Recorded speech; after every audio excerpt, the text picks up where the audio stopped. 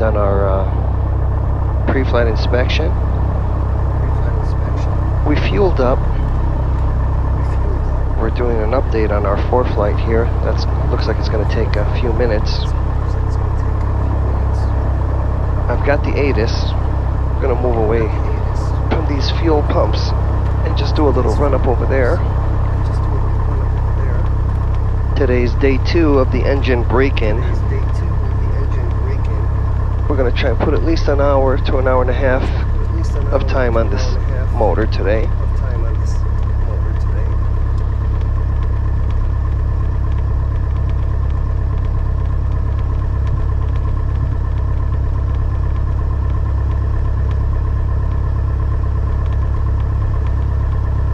Following the proper procedures is very important to protect your investment when you get a new engine. Well, let's go ahead and do the run-up real quick here, and then we'll talk about the run-up or the engine braking procedures. Alright, we've got our seatbelts on, heat vents and defroster off, avionics are on, we got the ATIS, altimeter 3005, let's go ahead and set that. Transponders on alt squawk. ADSB's on. We're using a backup, and I'll explain in a second here. Radio, we'll use that in a minute. We have all our lights on. Our brakes we just tested. Attitude indicator is perfect. Turn coordinator as well. We'll test that as well when we're taxiing. And the HSI and the compass are matching. So let's go ahead and do a run-up. We'll hold the brakes. Fuel is on the left tank. Both tanks are full. Trim. Let's go ahead and set that up for takeoff. Being that the trim wheel is between the seats, it's, I don't know, you can see the indicator, but I like to go all the way forward and then 1, 2, 3, 4, 5, 6. 5.5 to 6 rotations is good for takeoff. Alright, then if you hold the yoke with your thumbs up, when you turn this way, that aileron goes up. When you turn this way, your thumbs are pointing at that aileron, so that's the one that goes up. And then you pull back and forth. Alright, so flight controls are good. All our enunciations are good. The instruments are all in the green. Oil pressure is a little low because we're idling. When we bring that up a little, that'll correct itself. Mixture best power. Primer is in and locked. We'll bring the RPMs up to 2,000.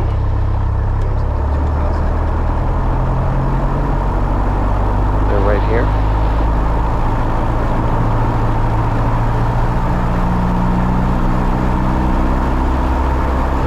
Alright, there's 2,000. So we'll do a mags test. We'll check the left mags and watch for the RPMs. Have a good drop. Alright, back to boat. And then we'll go to the right mag. We have a good drop, and the difference is an acceptable range. Carb heat, we have an RPM drop. Vacuum, we don't have a vacuum in this airplane. Amps and volts are right here. 13.7 volts, 7 amps. Fuel pressure is in the green.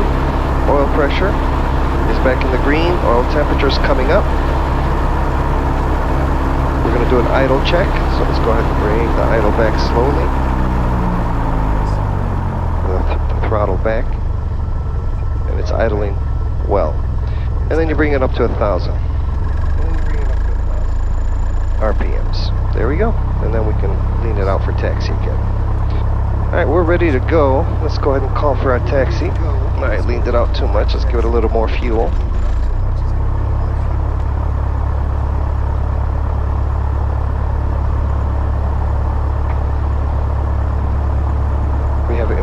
Lima. This thing is taking a long time to update. I should have just done this after the flight, but yeah, no big deal.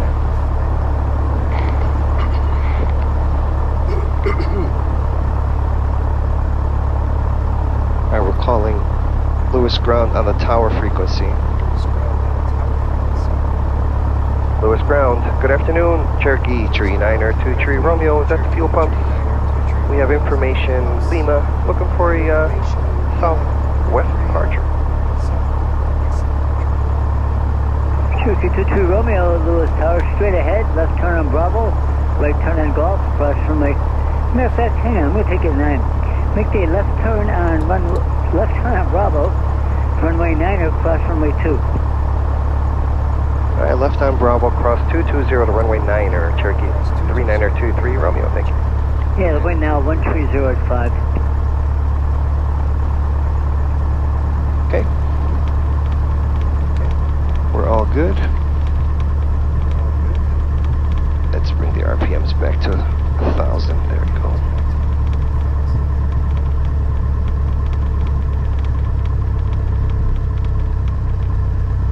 Well, we flew the airplane yesterday. We got about an hour and a half on the engine. Everything ran well. But should we have anything weird happen on the takeoff roll? Go ahead and open this up and get some air in here. When you idle on the ground, and sometimes the wind is blowing back, you'll get the carbon monoxide detector. It's showing 41 parts per million, and it's dropping now that I've opened the window. And there you go. Now it's back to normal. But that happens sometimes when you're just standing still idling, and then the wind is blowing the exhaust back into the cabin. Well, anyway, let's go back to talking about the takeoff. Should we have anything weird happen on the takeoff roll, our only option in this airplane is to just cut the power and land straight ahead. Unless we're 700 feet AGL or above, or more above ground, then we can attempt a 180 and land on runway 9, or we can just make a left and land on runway 20. Either way, that gives us plenty of time to glide in. This Cherokee 180 is a light airplane, and I've practiced the power off landings quite a bit in this thing. It's one of my favorite airplanes. It's a lot of fun to fly. And now this says CO, carbon monoxide levels are normal. Clear left, clear right. This doesn't look like it wants to. Clear left, clear right.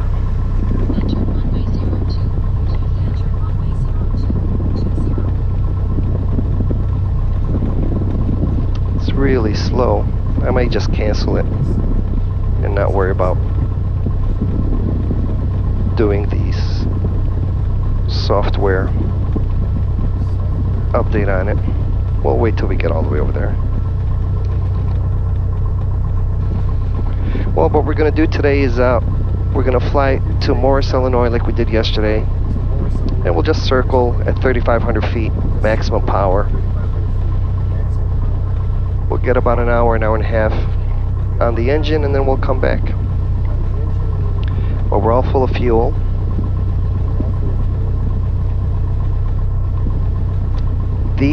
All these avionics are new as well, so that's why I'm using a backup ADS-B in. So I'm going to go ahead and close this. It's not working.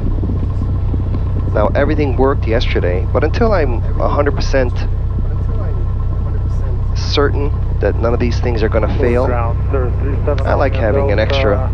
Rolling on Romeo with Lima VFR northeast. Alright, we'll close this window. Delta, runway 9er, right turn there, left turn on Bravo, cross runway 2. Do our pre-takeoff checklist. Cross runway 2 to runway 9er. No flaps. Fuel pump on. Mixture best power. Carb heat is off. Pitot heat not required. Transponders on all. Squawk heading bug. Let's go ahead and put that 090.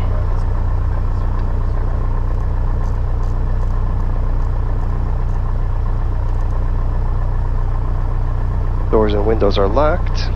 Landing lights on. Strobes are on. Time note, it's 7:20 in the evening. And we'll go ahead and call. Lewis Tower, Cherokee, tree 9er23 Romeo is holding short runway 9er, ready for takeoff. 393 Romeo, Lewis Tower at C9 course, runway 9er, cliff takeoff. Clear for takeoff, and we'll do a left turn departure. 3923 Romeo, thank you.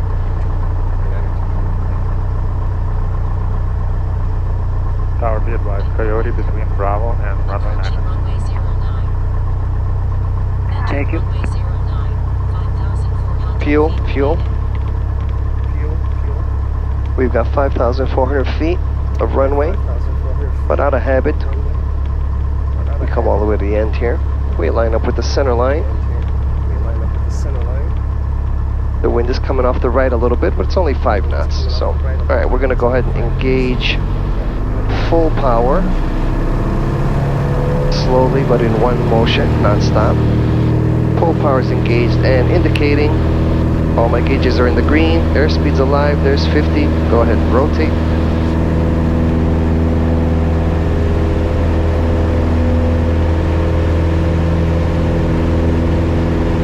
And you always guard the throttle with your finger, with your thumb. Sometimes the vibrations will make the throttle sneak back, and if you don't notice, you're just losing power. So it's better to just keep your hand there. Now we're climbing at 76 knots.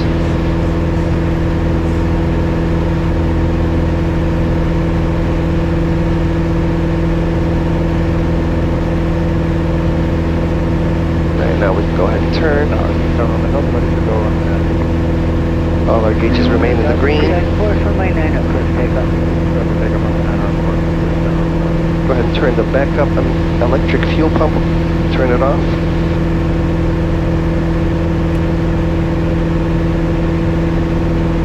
We're going to climb to 3,500. Well, not yet, because when we're at Lewis, we're under the Bravo. And the Bravo shelf here is at 3,600, so we'll just get up to 3,000 for now.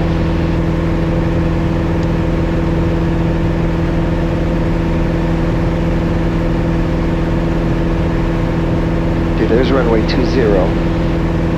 So had we had a problem on the takeoff, we would have made a left and just landed right there.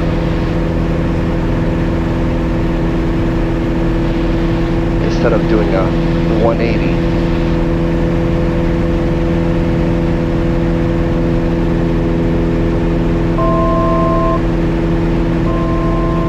Nice CHTs, oil pressure, oil temperature, everything's good. We're going to go west for a while, then we'll turn south.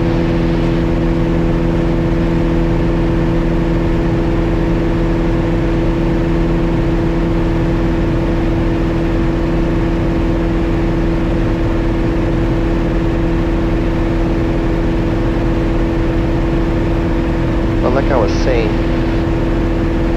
everything is working well with all these avionics. But I like to have a backup, with the iPad and the Sentry, until I'm 100% sure that none of this stuff is going to fail.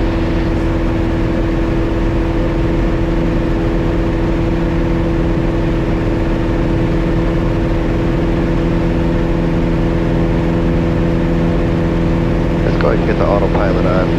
We'll screw up the heading bug here. We'll hit autopilot, heading. And the airplane should level off at 3,000 feet on its own. There we go. This is a Garmin GFC 500 autopilot. It's a digital autopilot, unlike the one we have in the Aztec, which is an analog autopilot. This one is just so much better. So much better.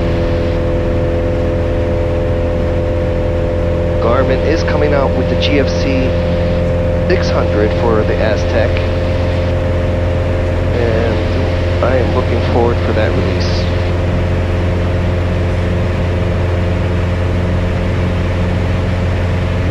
Once they approve it for the Aztec, we're going to get it installed. There is no release date, but it could be anywhere between, I heard, between 8 and 12 months. We'll just keep our fingers crossed. Fuel pumps off. Let's go ahead and do our checklist here. Cruise. Well, our climb checklist.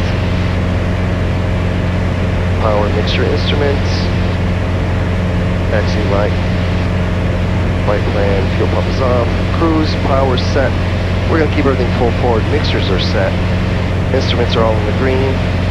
Fuel proper tank. We're in the left tank. We're going to leave it there for a while.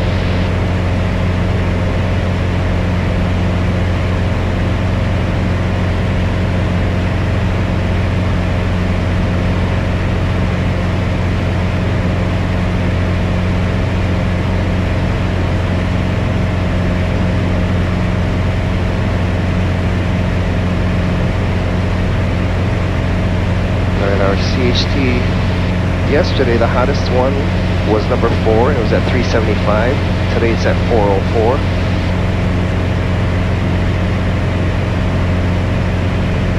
That is normal when you're breaking in an engine. The cylinder head temperatures get warm, and then after they start to break in, then they, let's go ahead and turn to the right a little bit here. Then they start cooling off. That's when you know everything's working.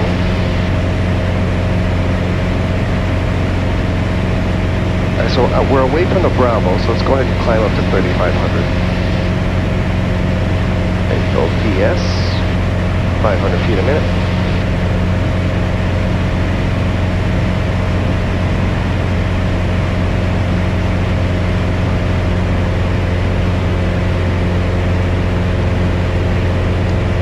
Notifying us that there's a database for the charts. There's an update.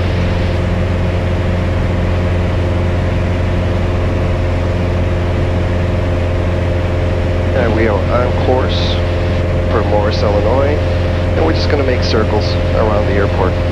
Yesterday we were doing left turns, today we'll do right turns just to spice it up.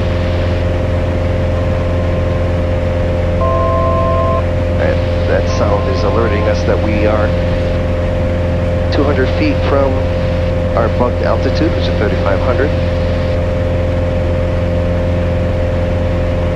We're 12 nautical miles from Morris, Illinois. And our number 4 cylinder temperature is dropping. Now it's 397. 350 is the best, is my preferred temperature to keep the CHTs in a PA28, but anything under 400 is acceptable. It's in the green.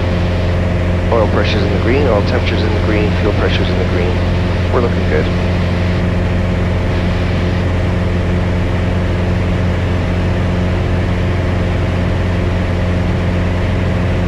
That sun is pretty strong.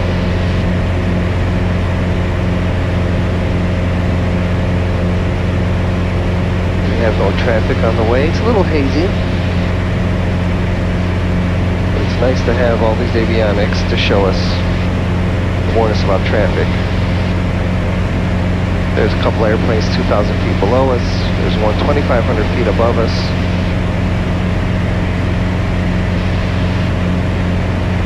And we're 9 miles from Morris. Should be straight ahead.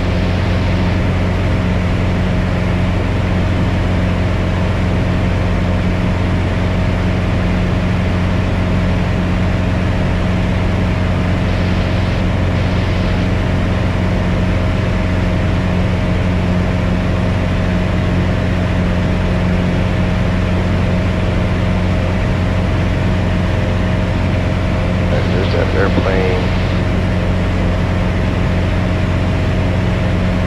That's 5,900. That's this one right here. They're coming towards us, but they're 2,500 feet above us. Well, we'll keep an eye on them in case they start descending.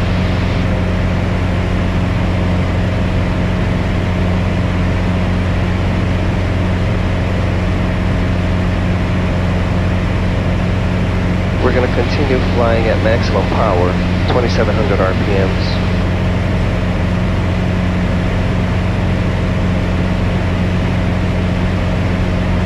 Well, what we're trying to accomplish with breaking in a new engine is we're trying to get the pistons to seat into the cylinder.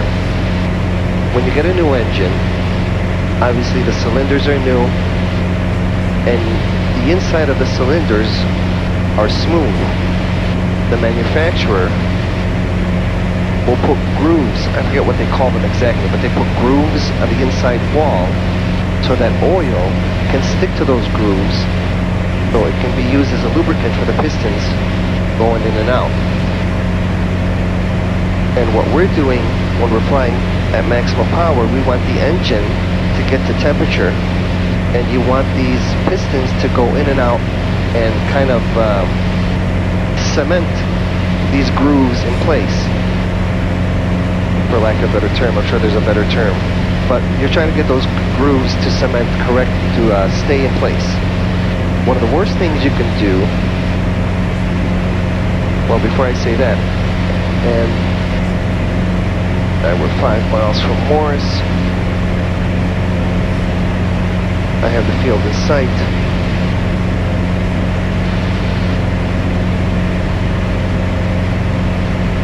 So that's why when you take the airplane up when it's new, at least the first several hours, it's important that you run the airplane, you know, for as long as possible. The manufacturer, the engine manufacturer, when they first make the engine, they will run it at the factory for a couple of hours to do it like an initial break-in to get you started, per se. Alright, so here, let's go ahead and make a right turn here, line up with this runway. And then, after that, the owner has to do the rest of the break-in. And the way you do it is by the same way we're doing it today. You get it up, you stay below 4,000 feet so that your airplane can make full power. And you keep full rich. Alright, so let's go ahead and run 180. Morris is right there on our right.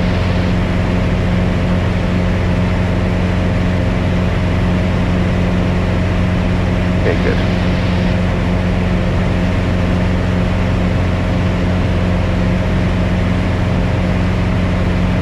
And you run at full power. And one of the worst things you can do is to, at the beginning, run the engine for a short time, where you don't give it enough time to get to temperature, and you're not really reinforcing the grooves that the factory put in there. And one of the worst things that can happen is that your cylinders can glaze over. It's called glazing. If they glaze over, that's it, they're trash. You have to change all the cylinders again. It's basically getting another overhaul. So in order to protect your investment, you just make sure the first few hours to follow the instructions. They're not hard, but you do it properly, and then you can take care of your engine the whole time you have it, and you can easily get to TBO. And I know people who can get past TBO. TBO is 2,000 hours, time between overhauls. I know people that can get 2,500. I know some people get 3,000. All right, there's an airplane there. I'm gonna go ahead and monitor Morris radio so we can hear people and let them know what we're doing so we don't scare them. But we're gonna stay at 3,500 feet. So the point is, if you do it, if you follow the instructions, which are simple. Oh wow, there's two airplanes on top of each other. I hope they know about each other. Are they both going the same way? Very interesting. Oh, maybe they're together.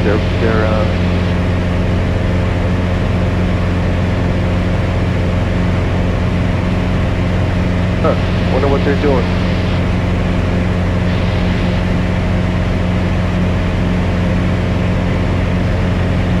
Like I was saying, if you follow the instructions, the braking procedures properly, and they're very easy to follow, then you've done your job, and you should get your money's worth out of the engine, the new engine you have. And then it's also not just about getting your money's worth, it's about having a reliable engine that you can feel good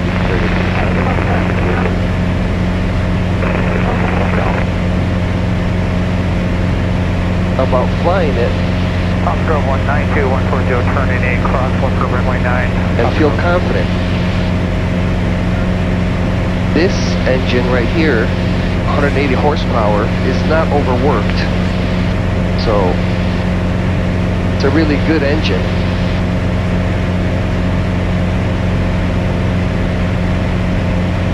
They're not asking much of it when they're making it produce 180 horsepower. It's basically 70% of what this engine can actually produce.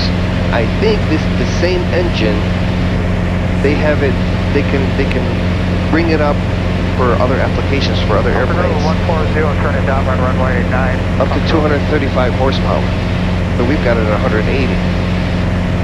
So that helps for the longevity. Right, so those two airplanes are 2,500 feet below us, and they're just kind of messing around. They got to be together because they're staying close to each other. All right, and besides that, you know, we're testing all the avionics that are working solidly. I haven't had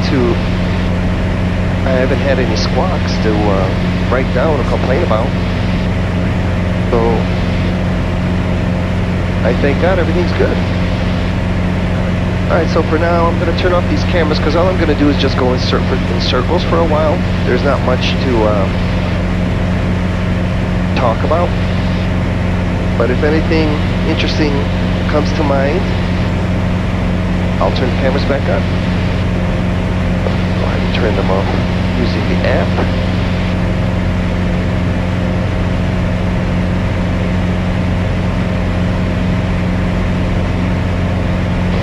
This one on.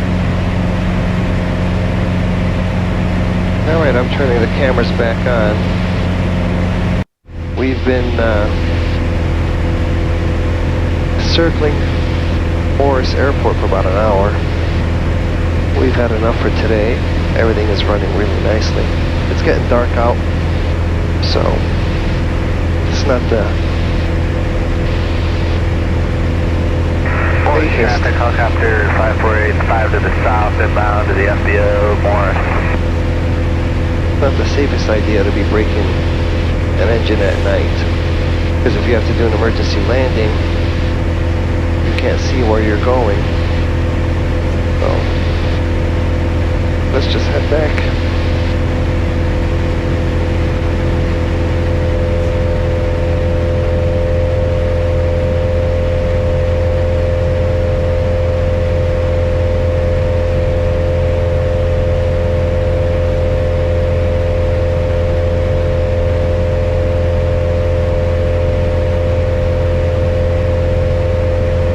Go to runway 9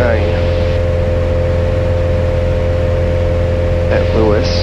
The wind is 140, just 5 knots, so we'll have a little bit of right crosswind. No big deal though. 39 Bravo is on the right base for full stop on 12. And we're 17 miles from our destination. We're going to start heading over there.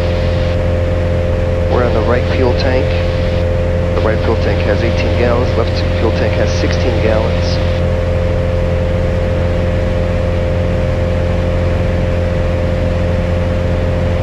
We're only about 8 minutes away. The cameras are almost drained out of power. I didn't actually turn them off. 2 miles to the west, I'll be crossing the field of runway 18, full stop, report. The mistake I made is I stopped recording, but I kept the cameras on, so that's been draining the battery. There's an airplane 1,000 feet below us to the right here.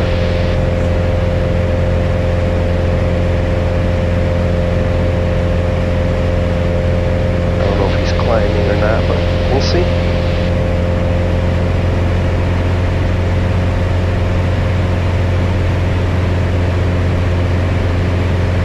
Oh, there he is. I got him in sight.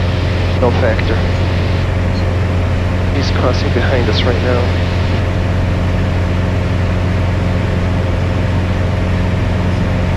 Well, we can go ahead and start calling Lewis, announcing our intentions here.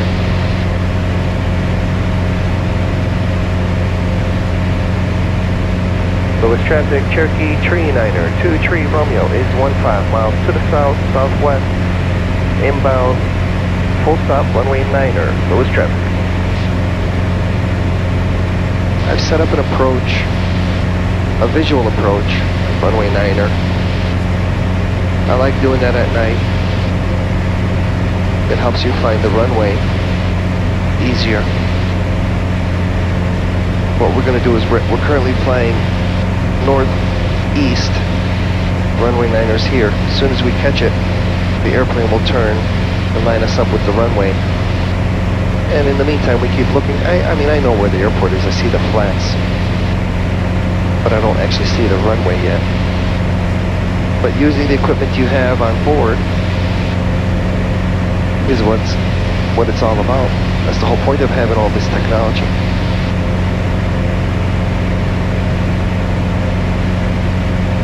Well, the engine ran really nicely. The cylinder head temperature stayed really cool.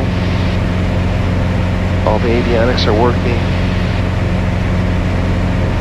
I mean, the work that JA Air Center did is just top-notch.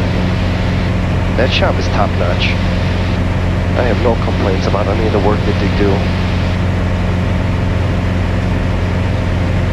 I mean, I've heard some horror stories, nightmares of people who have been to places and they spend all this money to get the avionics and engine and, you know, work done on their airplanes, and they just end up with nightmarish stories. I haven't had, you know, thank God, I've had nothing but good things, good experiences at the JA Air Center in Aurora.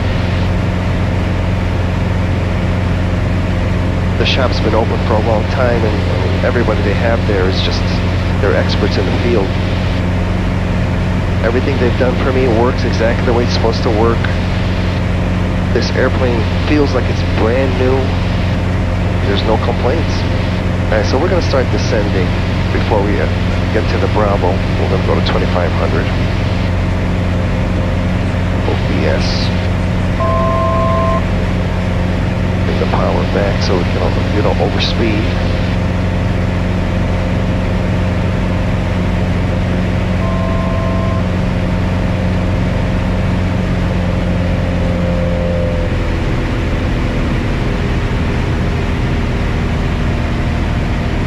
Have the beacon in sight. Lowest traffic, Cherokee 3923 Romeo is 10 miles to the west, inbound, straight in runway 9er. Lowest traffic.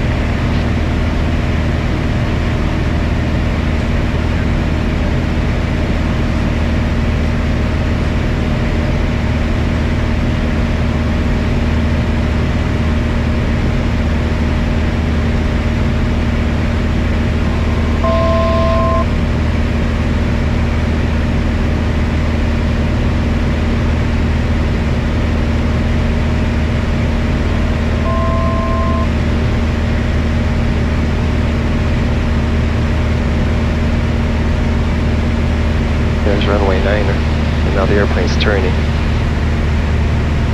So let's say you're at night and you don't see the runway. I mean, the airplane helps you, these avionics, they line you up with the runway.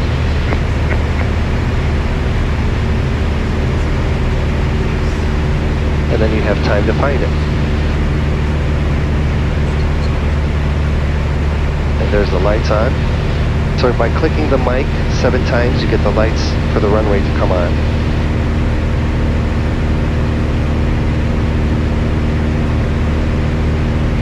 Lowest traffic, Cherokee 3923 Romeo is 7 miles to the west. Inbound, straight in runway 9er. Lowest traffic.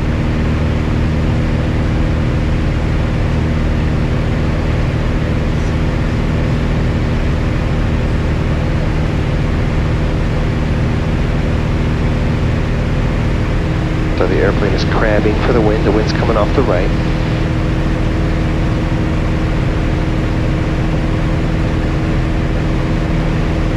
So it's got us on course and on the glide path.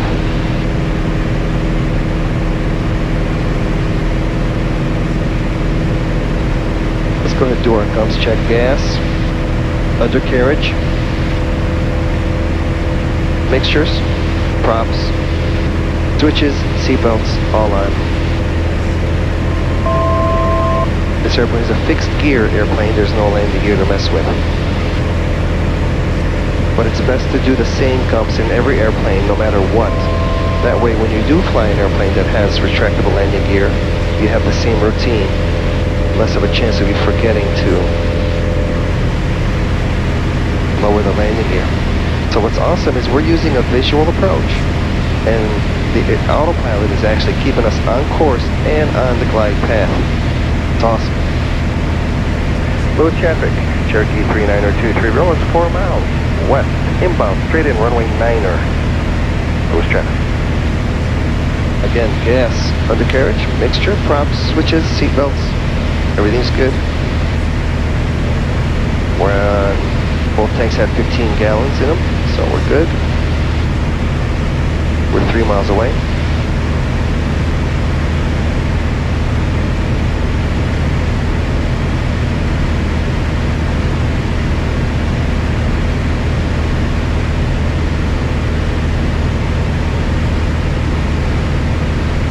Power on these to get those working. Lewis traffic, Cherokee 3923, Romeo's on a 3-mile final, straight in runway 9er. Lewis traffic.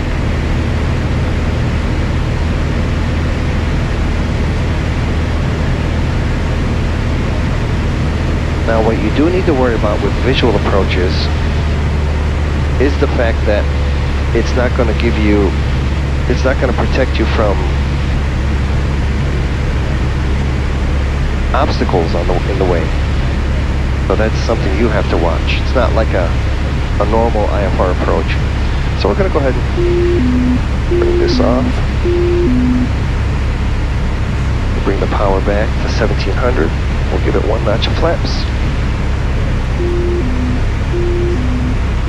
Lewis traffic, Cherokee 3923, Romeo's on short final. Runway 9. Lewis traffic.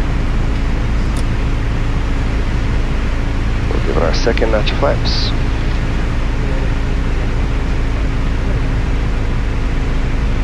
We have 2 red, 2 white. I hope the cameras stay on to catch the landing.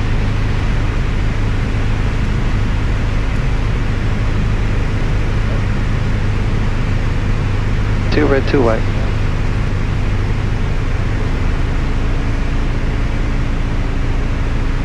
We're at 70 knots. Oh, that camera just turned off. Alright, last notch of flaps.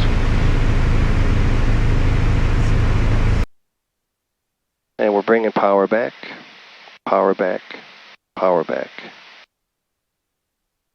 And then we just... There we go. Perfect. You land on the main wheels first. And then you let the nose fall.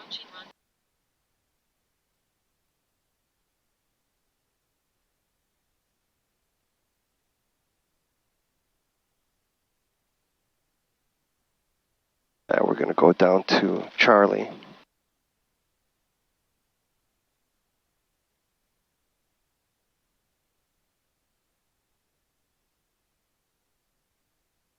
Open this window here.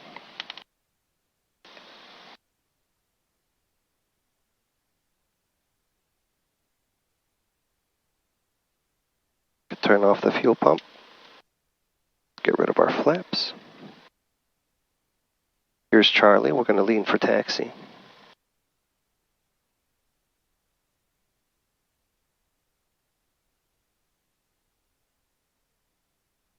It's best not to do any of this after landing cleanup until you get off the runway. I forget sometimes. This airplane's so easy to fly that I'm comfortable doing it, but I shouldn't. It's a bad habit. The best thing to do is to wait until you exit the runway, clear this whole short line, and then you stop, and then you do the checklist.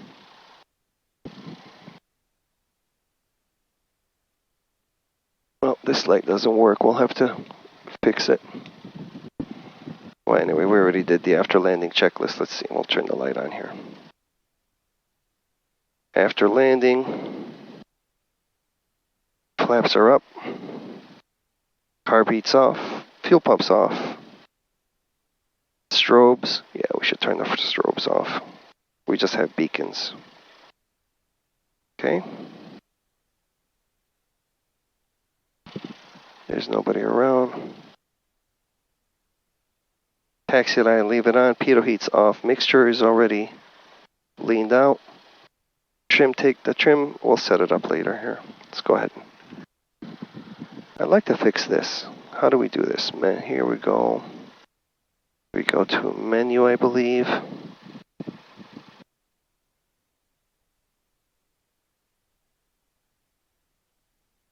All right, system, backlight, manual. All right, let's go ahead and taxi.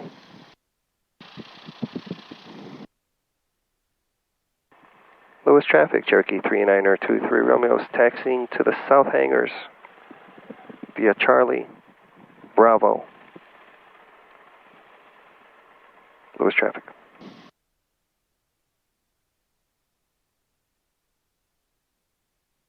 Let's get this up here.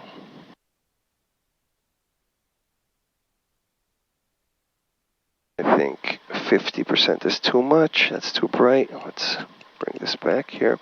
Look how great these lights are. We have these wing lights, and then the nose light lights up the whole runway. This airplane is just decked out. It's so nice. I think 45% here is good. All right, we'll keep it there. Yep. Yeah, that's a nice brightness.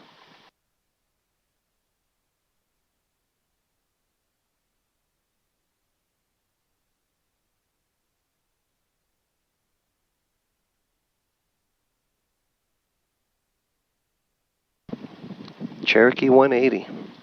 I would say probably the best trainer for any person to get their pilot's license in. It's easy to taxi, it's easy to fly, it's just such a great airplane. It's easy to land. It's one of my favorite airplanes. Look at that. Look how these lights light up the whole thing. It's just so nice.